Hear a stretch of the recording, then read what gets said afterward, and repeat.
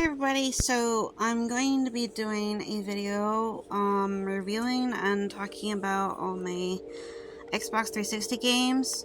I know it's going to be a little out of our usual, which is books, movies, and Briar Purses and my content, but we're going to be adding my Xbox games a little bit into that three subject genre, which is my content on this channel, also through YouTube. So it's also going to be on, this video will be on YouTube as well, for those who do not have, use TikTok as much. So we're going to jump into it. So on the top we have the Chronicles of Narnia, The Language in the Wardrobe.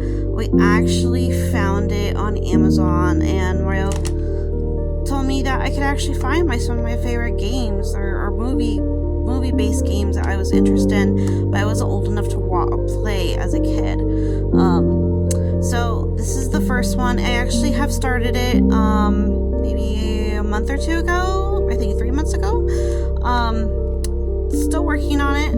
I do find as a slight downer is the music. They don't actually use the movie's film score throughout the regular playtime. But the big plus of this, which I love a lot, is that they have the actual movie cutscenes additional with game scenes. You'll understand the difference when you actually, if you have a movie storyboard game. So it's pretty good. I find it, I know it's the first game, like the first format, so I feel like the format of the original Xbox is a little cheap as in a sense to this one.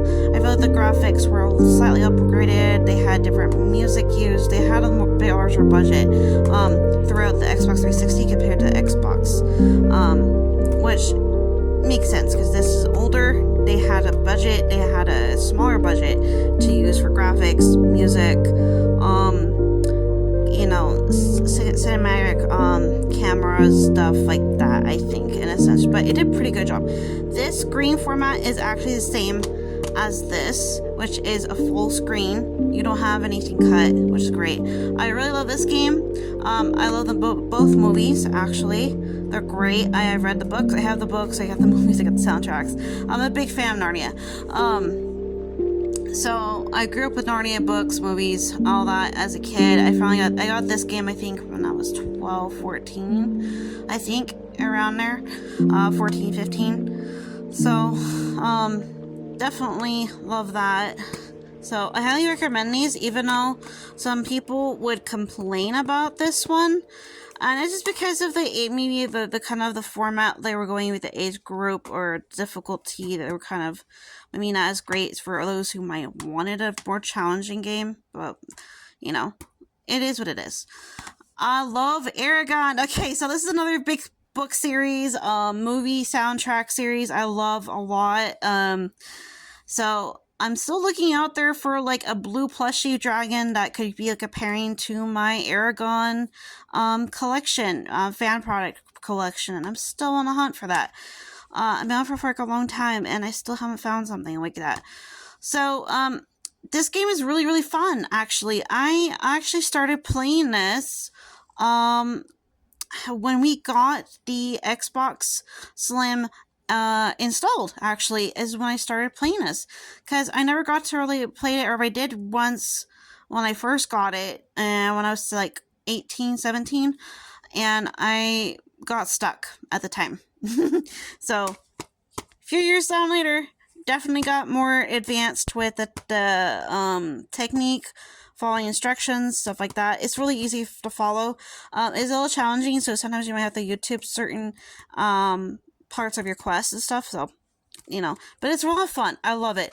The difference between Aragon and Narnia is that the cutscenes are mostly only in game format, and there's no actual movie cutscenes. They just have it in more of a storyteller, narrator that leads you through the path of the story from the books and the movie. So that's kind of an interesting take on that is a little different from Narnia.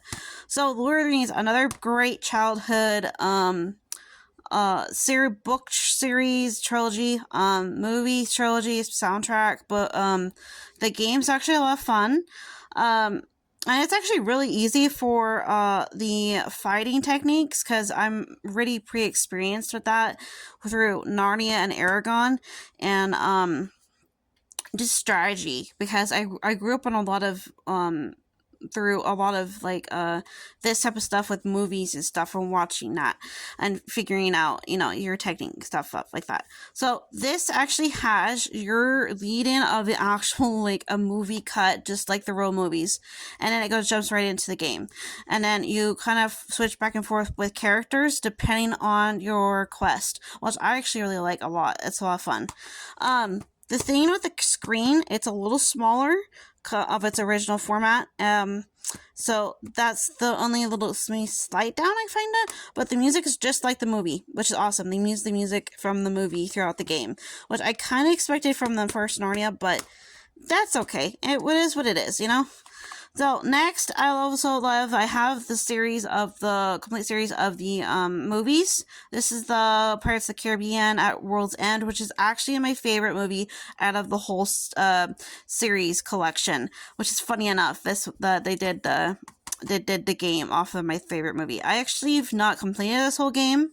I've only done maybe up to a certain part, so I might need my help with your YouTube or my husband to help me out with specific difficult quests, because you're dealing with more complicated stuff than your typical medieval or fantasy fighting like you would do with swords and shields and horses and that kind of thing. You're going with pirates. You're on the boats. You're dealing with swords. You're dealing with creatures. You're dealing with fire. Things are coming out of anywhere, kind of thing. And you're rotating characters, and you are following through the movie story, just a little different.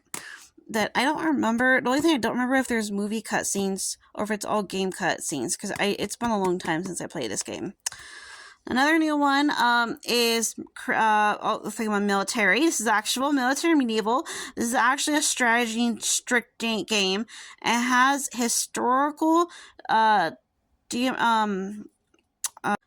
biography, as if you're watching on TV, cutscenes to go into each fighting chapter. So that's really cool that they do that, and they have like a map, and you have to go through that. So it's really cool. It's a little tough for me, but I can get into it. Cars was the very first Xbox 360 game I got. My mom bought me with the console. This does have both character cutscenes and movie cutscenes. The movie cutscenes are actually through a section that says deleted movie scenes, and you have to use coins to buy those. So that's where you get that content directly. But through the actual game store, you use it's like through like game cuts, and it's a lot of fun. I actually enjoy it. I never played the whole game all the way through, but I'm working on it. It's taken a long time. This is a lot of fun. I find that the regulars arcade level storyboard, whatever, is a little challenging.